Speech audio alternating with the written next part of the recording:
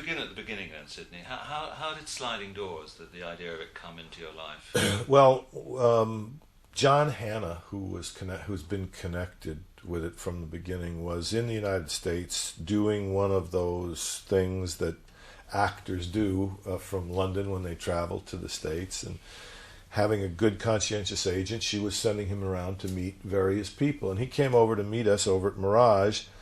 And in the course of events, talking about what he was going to do, he was lamenting the fact that they had this little movie set up, and the financing had fallen apart or had run into difficulty. And Lindsay Duran, who worked with me at that time, he left the script with her, and she read it and came to me the next morning and said, "You ought to read this. It's really kind of an interesting little film." And I read it and really fell in love with it and thought it would be quite easy to get financing for such a good piece of material, since they were intending to do it for a very modest amount. The trick was that it had nobody with a large name connected to it, and it was going to be a first-time director, and so those were the things going against it. But even so, it was such a good script that I felt I could raise the money, and in fact I did right away with the first call that I made.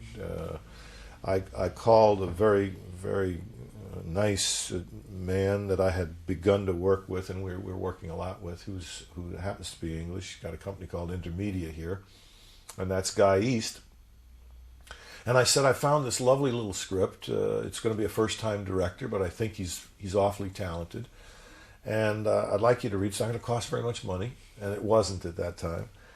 And he read it, and he said, "Well, do you think this young chap can direct?" And he hadn't directed anything, but he'd done a couple of little exercises, which he sent me. He'd done a little piece to audition for film school, and then he'd done a little piece in film school.